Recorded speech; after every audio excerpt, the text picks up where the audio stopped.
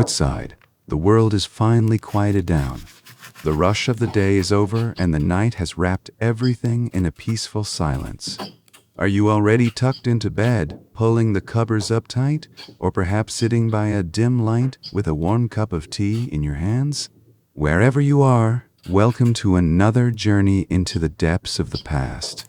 Before we slowly drift into tonight's history, I would love to know, where in the world are you listening from right now, and how are you relaxing as you tune in?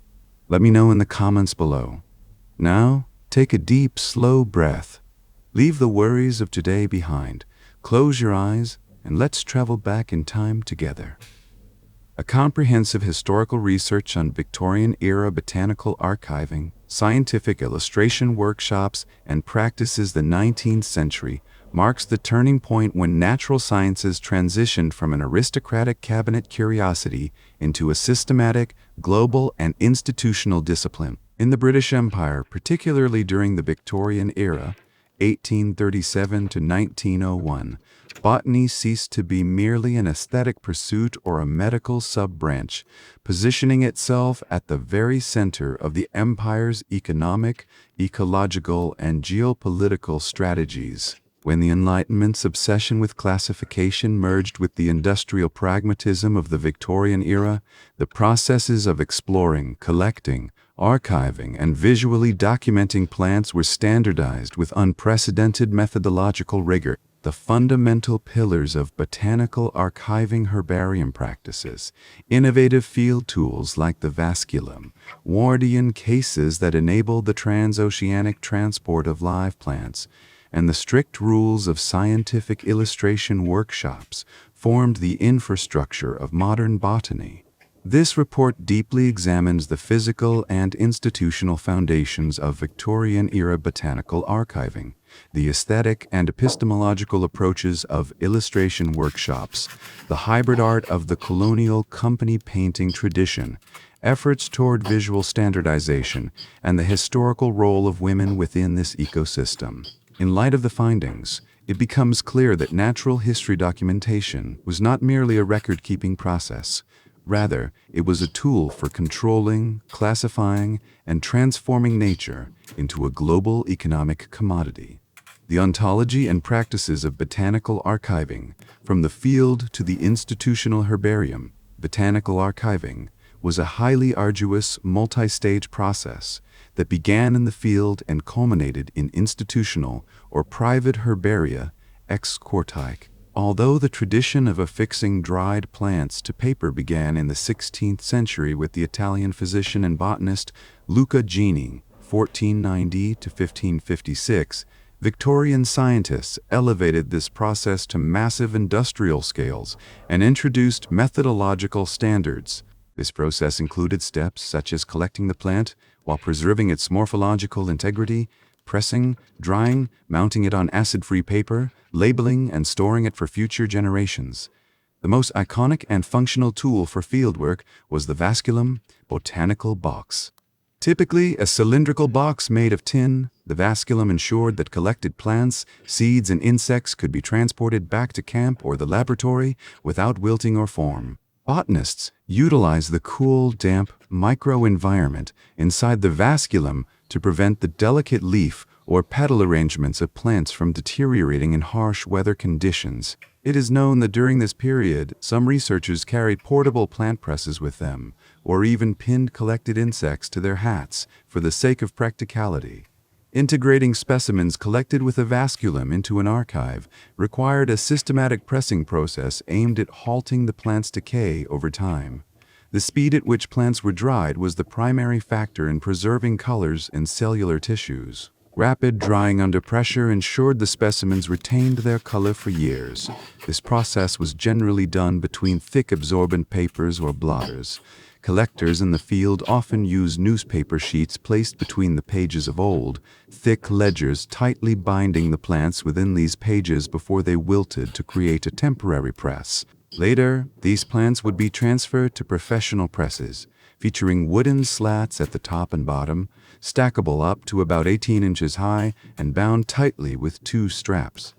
To prevent the plants from shrinking and wrinkling, the presses always had to be kept very tight. The best results were achieved with a constant airflow and a bottom heat of 95–120 degrees Fahrenheit, approximately 35–49 degrees Celsius. The process of transferring the dried plant to paper, known as mounting, was the most critical stage determining whether the archive would survive for centuries. A standard herbarium sheet was approximately 11.5 to 16.5 inches. Tall plants were bent at sharp angles in a V or W shape, so they could fit on the herbarium paper and allow both the upper and lower surfaces of the leaves to be examined. The nature of the adhesives and papers used in the mounting process evolved over time. Modern tests shaped during and after the Victorian era have revealed the mechanical durability of different mounting techniques. Historically, three main approaches emerged: mounting technique, reels, use durability, and methodological analysis. Overall, gluing polyvinyl acetate, PVA, or methyl cellulose, MC, the entire surface of the plant is coated with adhesive and fixed to the paper. It permanently prevents the plant from detaching, but makes it impossible to remove for future anatomical examinations. Partially adhered glue drops glue is applied only to the roots, fixed stems, or specific leaf tips. It provides flexibility, but carries a risk of mechanical damage during transport. Small glue flakes dripping onto the herbarium paper had to be scraped off with a spatula. Strapping linen threads, linen tapes, acid-free self-adhesive tapes. The plant is not glued to the paper. It is secured at specific nodes with threads or tapes. As there is no direct chemical intervention, it is the most non-invasive method, making it highly suitable for genetic and morphological analysis. Acid-free labels accompanying this entire mounting process ensured the permanence of the scientific data. These labels, transcribed from field notes, permanently recorded information such as the plant's scientific name, habitat, height, color, sap, whether it grew in sun or shade, its scent, Collectors sometimes assigned field numbers using the last two digits to indicate the year, allowing researchers to track during which period of their career the taxonomist collected that specific plant. This meticulous archiving created a massive network of communication and exchange among plant collectors. The Botanical Exchange Club, established notably in Britain, served as a bridge between members, allowing botanists to trade their surplus or duplicate specimens. These networks provided an invaluable database for mapping the detailed phytogeography and distribution of the British Isles, transforming science from an individual endeavor into a collective construction. The Wardian Case, the glass box that shaped global ecology and imperial economy, the most dramatic geopolitical impact of Victorian-era botany, occurred when plants could be transported live, rather than as dried specimens, exicata. Until the early 19th century, transporting live plants on intercontinental sailing voyages was nearly impossible. Roots, bulbs, or seeds could be shipped dry, but tropical plants in a continuous growth phase with no dormancy period could not survive these journeys. Plants kept on deck died from exposure to salty sea spray, intense sun, and a lack of fresh water. Those placed in the holds rotted from a lack of light. This challenge was experienced at great cost during Captain William Bligh's 1791 attempt to transport breadfruit plants from Tahiti to feed the slave plantations in Jamaica aboard the Providence, and previously in 1789 on the Bounty, which ended in mutiny, where 2/3 of the plants perished. The invention that eliminated this massive logistical barrier was discovered entirely by accident by Nathaniel Bagshaw Ward, 1791 to 1868, a London doctor, natural history enthusiast, and owner of a personal herbarium of 25,000 specimens. The ferns Ward grew in his garden in Wellclose Square, London, were dying due to the heavy coal smoke and sulfuric acid rain pollution brought on by the Industrial Revolution. In 1829, Ward placed sphinx moth chrysalises in glass bottles with some leaf litter and soil and sealed them to study their development. Months later, he noticed that a fern spore and a species of grass had germinated inside the sealed bottle. Ward did not unseal this bottle for 4 years. The water inside evaporated during the day and condensed on the glass walls at night, returning to the soil. This closed-loop condensation mechanism, which allowed air circulation from the outside but reduced moisture loss to almost zero, enabled the plant to sustain itself for years. At the end of the 4 years, the bottle rusted and rotted, allowing bad air in, and the plants died. However, Ward had already shaped his vision. In fact, Scottish botanist A. McConaughey had invented a similar terrarium 10 years prior, but because he never published his findings, all historical credit went to Ward. With his book on the growth of plants in closely glazed cases, published in 1842, Ward introduced his wooden-framed, glazed, sealed portable greenhouse system to the world. The first rigorous test of this invention, dubbed the Wardian Case, was conducted in 1833 with English ferns and grasses sent from London to Stastroliti, kept on the deck of Captain Charles Mallard's ship. Exposed to daylight but protected from salt water, these plants survived the months-long journey completely intact, and live Australian plants were brought back to England with equal success. Following this triumph, Joseph Dalton Hooker, son of Kew Gardens director William Jackson Hooker, transported live plants from New Zealand to England in 1841 aboard the HMS Erebus during his Antarctic voyage. Wardian cases became one of the primary weapons in the British Empire's economic expansionism, dismantling geographical production monopolies that had lasted for centuries. These biological transfer operations can be summarized as follows. T. Camellia sinensis. In the 1840s, botanist Robert Fortune smuggled 20,000 tea seedlings out of Shanghai, China, in Wardian cases, transporting them to the Himalayas and the Assam tea plantations in British India. Cinchona, the raw material for quinine, used to treat malaria, was secretly smuggled out of South America, Bolivia, by Clements Markham in 1860, and rubber. Heva brasiliensis. Seeds of the South American rubber tree were germinated in the heated greenhouses of Kew Gardens before being transported via Wardian cases to Ceylon, Sri Lanka, and Malaya, laying the foundations for a massive rubber industry. Bananas, transported from China to Samoa, Fiji, and Tonga. While these biological transfers generated immense wealth for European colonial powers, they forever altered the natural habitats of the regions they were moved to, displaced indigenous populations, and deepened systems of exploitation. The unexpected ecological toll of the Wardian cases was invasive species, not only the desired plants but also invasive insects, fungi, and soil pathogens hidden in their soil-crossed continents, invading fragile ecosystems like those of Australia and New Zealand. These environmental disasters were so severe that by the early 20th century, the use of Wardian cases was restricted, and the boxes were often destroyed after a single voyage to prevent harmful organisms from harboring in their wood. On the other hand, the Wardian case sparked a social revolution in Victorian domestic interiors. Plants that could not survive in London's polluted air transformed into aesthetic status, decorating the drawing rooms of the wealthy inside these cases. This triggered pterodomania, fern fever, and orchid-growing hysteria between 1850 and 1890. Ward's original vision, however, was for these cases to provide a healing simulation of nature for poor city dwellers and the mentally ill. He argued that plants, by purifying the air and offering a natural landscape, provided food for the mind as well as the body, and recommended their use in treating patients exhibiting violent symptoms.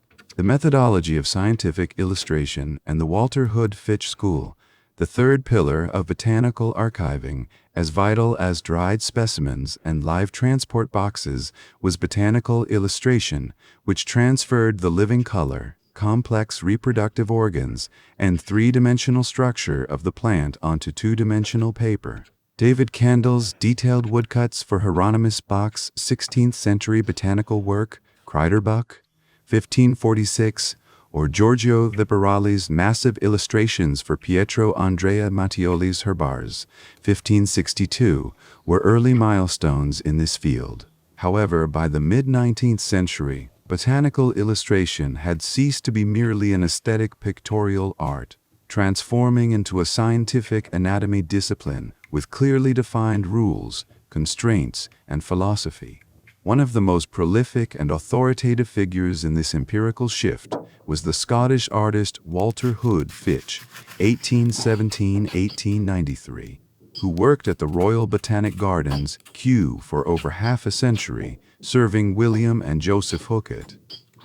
Beginning his career as a textile pattern designer's apprentice, Fitch was discovered for his drawing talent while spending his evenings mounting dried plants for William J. Hooker, who personally trained him as a botanical artist. Fitch, the principal illustrator for Curtis's Botanical magazine during his time and the creator of over 10,000 drawings in his lifetime, was one of the rare artists capable of drawing directly onto the lithographic stone without using preliminary sketches, thanks to his extraordinary skill.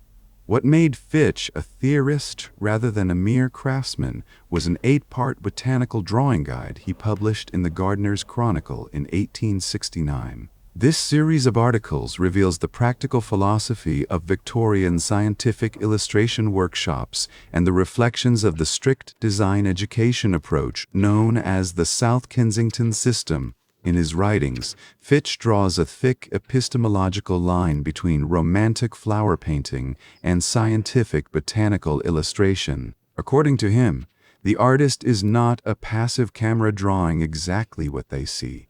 Rather, they are an analyst who understands botanical anatomy, filters out flaws in the plant's structure, and actively reconstructs the universal characteristics of the species on paper. Walter Hood Fitch's illustration methodology and justification botanical anatomy priority. The illustrator must know plant anatomy, the way leaves attach to the stem, whether their margins are serrated or lobed, and the number of male, stamen, and female organs must be rendered with absolute precision. Incorrect assumptions mislead. Science-DOS reconstruction of the ideal form specimens from the herbarium or plants in the field may be bent, faded, or unnatural. The artist must visualize and illustrate the ideal, fresh and universal form belonging to that species, rather than the specific, flawed individuality. Rulers should not be used. Stems should be drawn with a slight, natural curve, perspective, and variation, even if all flowers on the modeled plant branch face the same direction. The artist must construct the flowers from different angles, profile, top, bottom, to represent the plant as comprehensively as possible from a scientific standpoint. Enlargement of dissections cross-sections of seeds, ovaries, or flowers should be dissected with attention to the plant's natural symmetry and irregularity, and drawn at a scale large enough for scientists to clearly see microscopic details. Direction of line and shading lines must never be drawn in the direction of the main midrib. Lines must always follow the natural texture and direction of the lateral veins. Unnecessary darkening for aesthetic reasons should be avoided. Only enough shadow to indicate the form should be applied. These practices put forth by Fitch also reflect the fundamental dilemma of scientific illustration. The illustrator is expected not to draw a specific, imperfect individual, but to depict the Platonic ideal plant of that species. This was because the slightest incorrect anatomical interpretation made by an illustrator on a plant could lead to scientific misconceptions that would last for generations. Indeed, a bud on a Solanum paniculatum specimen collected by William Dampier from Brazil in 1699 was misinterpreted and misdrawn by an illustrator or engraver during the drawing process in 1705, causing botanists of the time to publish it as an entirely new and visual errors like this, referred to as Chinese whispers, illustrate both the unshakable power of visual information in the history of science and the dangerous epistemological responsibility it carries. A hybrid aesthetic on the imperial periphery, company painting, and the Roxburgh icons, the Victorian British passion for botanical cataloguing was not confined behind the closed doors of London, Kew, or Edinburgh studios. Through the imperial activities of the East India Company, it gave rise to a unique, hybrid art tradition on the Indian subcontinent. Mapping the flora of colonial territories was vital for identifying local medicinal plants, timber, and agricultural potential. However, colonial botanists trying to convey India's rich biological diversity to their European colleagues faced a major physical obstacle. Collected plant specimens would not dry in the high humidity of the tropical monsoon climate, rotting rapidly or being eaten by insects during long oceanic voyages. To overcome this logistical problem, the skills of local Indian artists were mobilized. This school of art, produced by local Indian artists for European patrons, company officials, and blending the aesthetics of Indian miniatures with European naturalistic and scientific approaches, was called company painting, or, in reference to Patna, Bihar, the epicenter of the art, Patnakalam. This art school contained bold simplifications, strong colors, and sculptural figurative approaches akin to modern art, e.g., Fernand Léger's Cubist flexibilities, which art historians describe as a search for intensity. One of the most magnificent botanical outputs of this tradition is the massive collection known as the Roxburgh Icons. Scottish physician and botanist William Roxburgh, 1751 to 1815, considered the father of Indian botany, served as the superintendent of the Calcutta Botanic Garden from 1793 to 1814. Roxburgh, who applied Swedish botanist Carl Linnaeus's revolutionary classification taxonomy system based on plant sexual organs, fruit stem structure, to South Asia, prepared Hortus bengalensis, 1814, and Flora indica, 1820, 1830, 2014, 36 Twine. The latter published by his successor Nathaniel Bagshaw, 1786 to 854. Although Linnaean taxonomy was fundamentally a system based on detailed textual formulae that did not woodwork to create a visual record of the hundreds of new species he identified, Roxburgh employed local Indian painters who used natural dyes. To ensure the artworks would not be damaged in the tropical climate, drawings were done on durable rag paper, measuring roughly 45 times 30 centimeters, specially imported from England. Plants were mostly depicted life-size. For large plants like palms or lotuses, 2 large pages were joined together. Indian artists, such as the master Manu Lal from Patna, were employed for a very meager fee of only 3 rupees per drawing for these painstaking illustrations. Unlike the detailed, rigid, and fine shading techniques of European illustrators, the works of Indian artists possessed extraordinary brush flexibility inherited from the ancient Ajanta and Bog frescoes, as well as the Mughal miniature tradition. Lines were drawn in a single, long sweep of the brush without the slightest sign of trembling or hesitation, making it impossible to tell where the brush touched the paper and where it lifted off.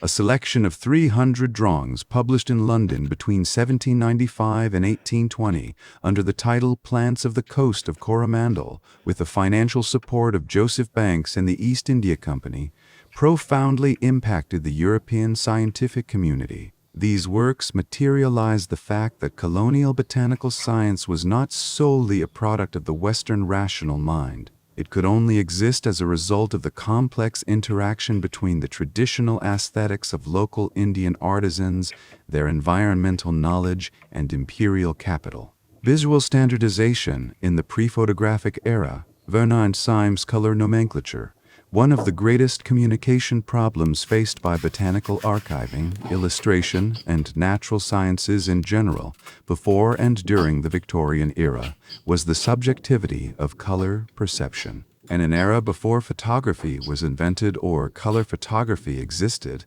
how could scientists accurately convey the specific color tone on the surface of a plant, bird, or mineral thousands of miles away to their colleagues in London or Paris? Colors referred to as light yellow or reddish brown in the texts of two different researchers might actually be completely unrelated tones. All visual data was confined to written words, and scientific observers had zero tolerance for the slightest ambiguity in their descriptions. The first major step toward resolving this terminological chaos was the system developed in 1774 by German geologist Abraham Gottlob Werner, 1749–817, to classify and name the external appearances of minerals. However, transforming Werner's system from a purely geological tool into a universal color dictionary for all branches of science was realized through the vision of Scottish plant and flower painter Patrick Syme, 1774–1845. In 1814, Syme published the reference book Werner's Nomenclature of Colors. Drawing on Newton's color theories, Syme expanded Werner's list of 79 colors by adding primary colors like purple and orange, along with 31 new shades, creating a reference palette of 110, or 108 in some versions, standard colors.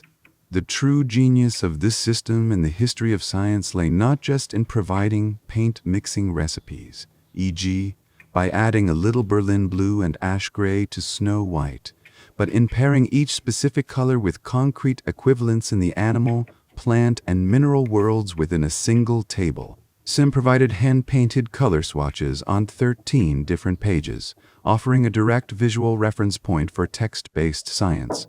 The cross-disciplinary relationships established in the book possessed a striking poetics and precision, connecting pieces of nature solely through their colors. For example, skimmed milk white paired with the white of the human eyeball from the animal kingdom, the back of the petals of the blue hepatica from the plant kingdom, and common opal from the mineral kingdom, lavender purple, materialized by the light spots on the underwings of the peacock butterfly from the animal kingdom, and dried lavender flowers from plants. Syme's book was rapidly adopted as the standard color terminology in zoology, botany, chemistry, mineralogy, and morbid anatomy. The most famous user of this standardization was Charles Darwin. The young Darwin kept this book close at hand during his historic world voyage on the HMS Beagle, 1831, and documented all his observations down to the exotic creatures he caught from the ocean waves using Syme's terminology as a reference. Decades before the invention of photography, Syme's visual palette swatches eliminated the ambiguity of written descriptions, providing 19th-century natural sciences with calibration almost akin to the precision of a camera. Mechanical and chemical reproduction, nature printing and cyanotype avoiding the subjective human filter that inevitably appeared in the drawings of artists, no matter how talented they were, was one of the greatest ideals of Victorian scientists. The idea of a plant transferring itself directly onto printing or photographic paper without needing the mediation of an artist's pencil was highly appealing. In this context, two revolutionary technologies pushed the boundaries of botanical illustration. The first of these methods was the nature printing technology, which reached its peak in the 1850s. The most notable example in this field is Henry Bradbury's 1859 work depicting British ferns and seaweeds. A dried, thick-veined plant specimen was placed on an extremely soft lead plate and passed through a printing press. The plant's veins, cellular structure, and outlines left a deep impression, mold, with all their fine details on the lead plate. A copperplate copy was then produced from this lead mold using the electrotype method, and ink prints were made using this copper plate. The resulting output was the exact opposite of Walter Hood Fitch's philosophy of reconstructing the ideal plant. This was an unfiltered, direct, anatomical, and indexical, one-to-one, projected copy of the plant, entirely stripped of any aesthetic or mental interpretation. Another revolutionary step in the quest for mechanical documentation was a chemical process considered a precursor to modern photography, the cyanotype technique. The cyanotype process was based on the principle of coating paper with light-sensitive iron salts, placing a transparent or translucent object, such as thin seaweed, directly onto it, and exposing it to sunlight, UV rays. The areas shielded from the sun beneath the object did not chemically react, leaving a flawless silhouette of the object. When the paper was washed in water, it left behind haunting, striking photograms in shades of Prussian blue. The visionary who integrated this technique into botanical scientific literature was the English botanist Anna Atkins, 1799–871, daughter of zoologist and mineralogist John Children. In 1841, Irish botanist William Harvey published a thick volume titled A Manual of the British Marine Algae, but the book contained no illustrations whatsoever, relying solely on words to describe highly delicate forms like algae, whose cellular structures distort when taken out of water and dried, and whose gossamer tissues made them exceedingly difficult to draw by hand, was a massive deficiency. In response, Atkins published her own work, Photographs of British Algae, Cyanotype Impressions, in fascicles between 1843 and 1853. By transferring over 400 species of algae onto paper using the cyanotype method, Atkins went down in history as the first person to publish a book illustrated with photographs and the first female photographer.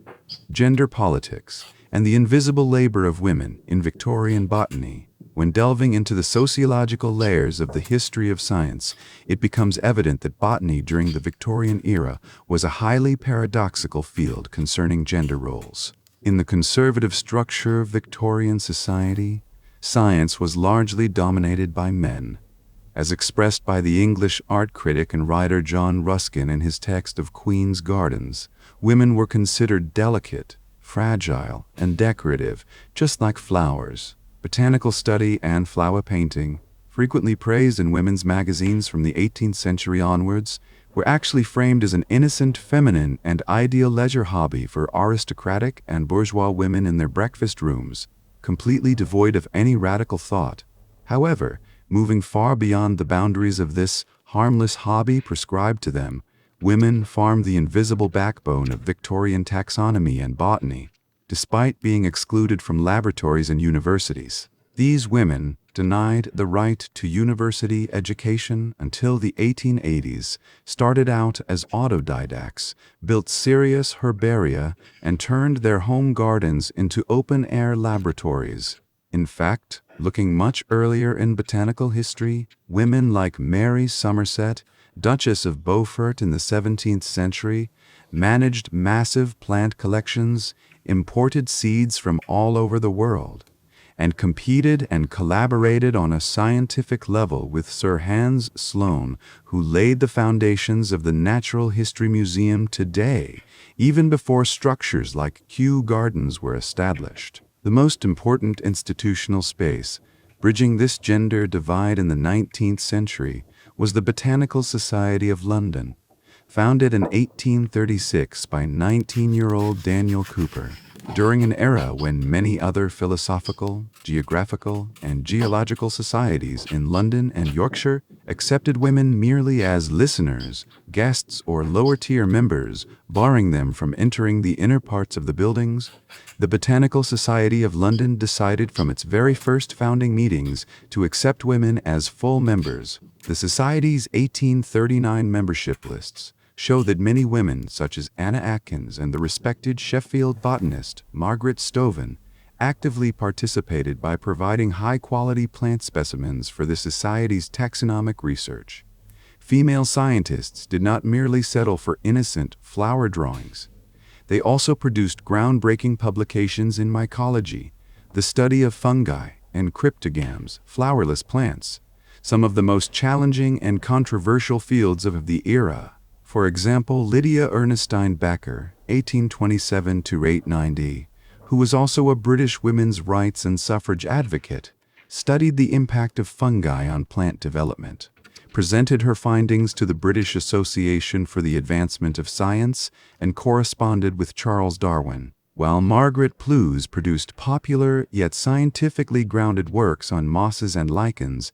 The German Johanna Elisabeth Luders published serious academic research on the pathology and bacterial development of fungi like botrytis and penicillium. In short, Flower gardens and plant presses were not just feminine escape spaces for women. They became a crucible for scientific methodology, art production, and global academic correspondence, serving as the strongest door they found to enter the patriarchal world of science.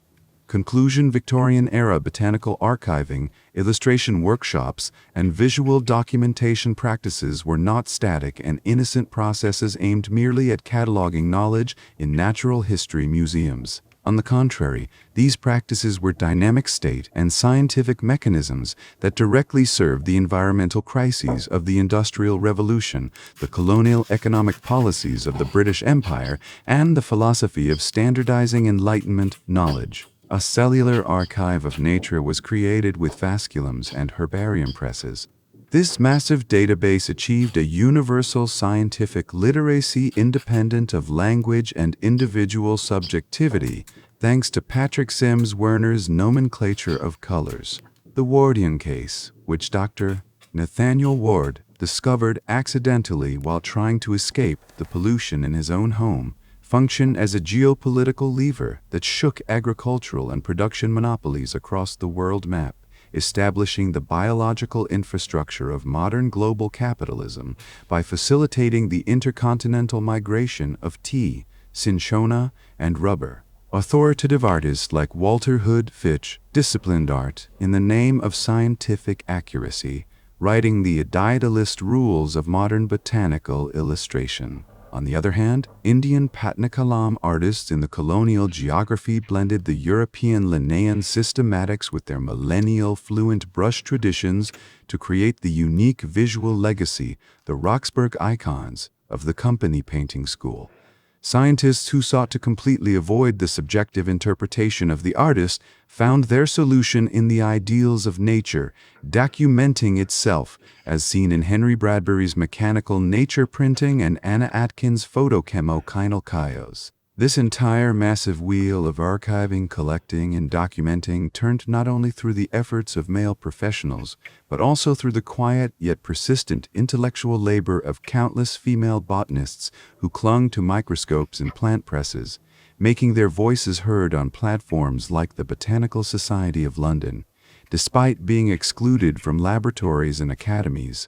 Today, these collections, herbarium sheets, and lithographs, carefully preserved in natural history museums, such as Kew Gardens, the British Museum, etc., are not merely the aesthetic remnants of history. They continue to serve modern science as invaluable empirical data sets, offering a window into the past for mapping climate change, biological invasions, genetic mutations, and the biodiversity that is vanishing from the earth. Every leaf affixed to paper, every fern pressed, every alga dyed blue during the Victorian era stands as a monumental legacy of humanity's endeavor to understand, map, standardize, and ultimately dominus nehider.